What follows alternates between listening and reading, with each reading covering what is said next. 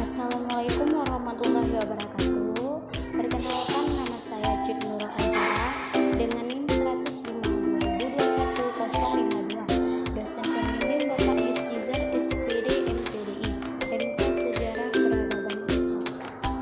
Assalamualaikum warahmatullahi wabarakatuh. Baiklah, di sini saya ingin menjelaskan sedikit tentang sejarah peradaban Islam.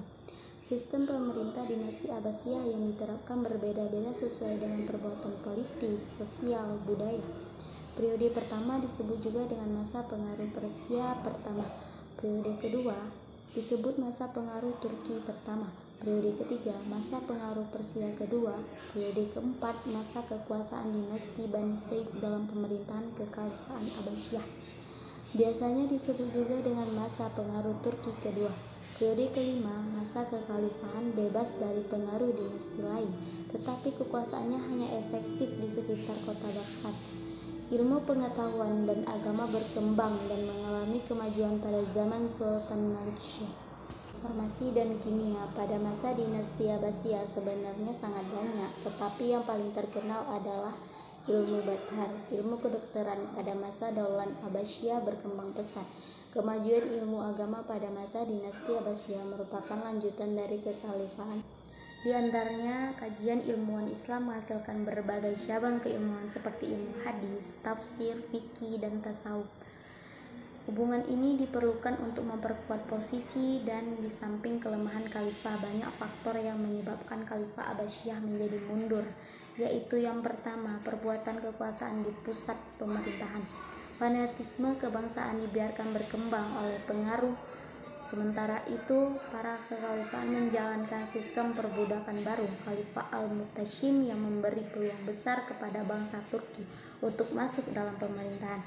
Mereka diangkat menjadi orang-orang penting di pemerintahan, diberi istana dan rumah dalam kota.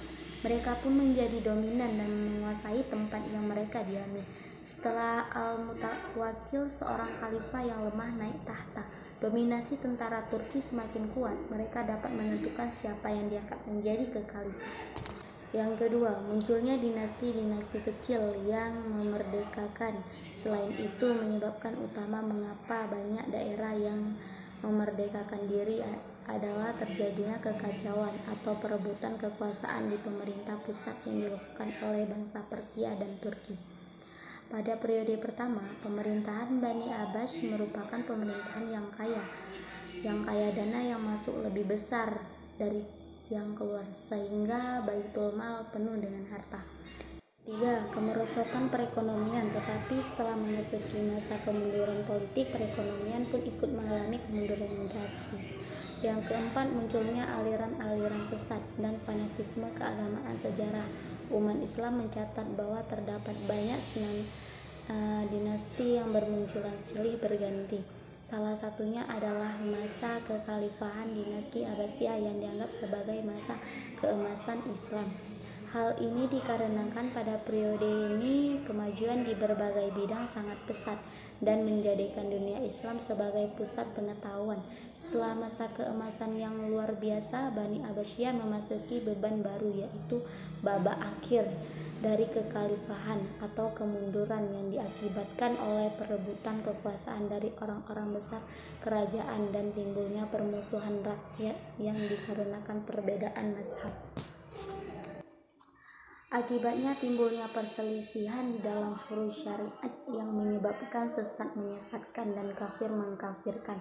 Kesempatan ini dapat dilihat oleh bangsa Mongol yang terkenal benggis, akhirnya melancarkan agresi yang bahat yang dipimpin oleh Hulagu Khan yang merupakan anak dari Genghis Khan. Ini menghancurkan segala peradaban dan melakukan pembantaian terhadap berbagai penduduk. Di samping itu, berdiri dinasti-dinasti kecil yang menjadi pergantian dinasti Abbasiyah seperti dinasti Fatimiyah 297 sampai dengan 567 Hijriah sampai dengan 909 Masehi sampai dengan 1171 Masehi, yang merupakan dinasti komunitas Ahli Bait atau keturunan Rasulullah SAW yang menganut ajaran Syiah dan bertujuan untuk menyebarluaskan ideologi Syiah. Dinasti Abbasiyah 569 sampai dengan 650 Hijriah sampai dengan 1174 sampai dengan 1252 Masehi, yang salah satu dari penguasanya yaitu Salahuddin Al-Ayyubi yang sangat berpengaruh besar. Baiklah, cukup sekian dari saya yang dapat saya jelaskan tentang sejarah peradaban Islam. Saya ucapkan terima kasih. Apabila ada kesalahan, saya mohon maaf. Saya akhiri, wabillahi taufiq wal hidayah. Wassalamualaikum warahmatullahi wabarakatuh. Thanks for watching and see you again. Assalamualaikum warahmatullahi wabarakatuh.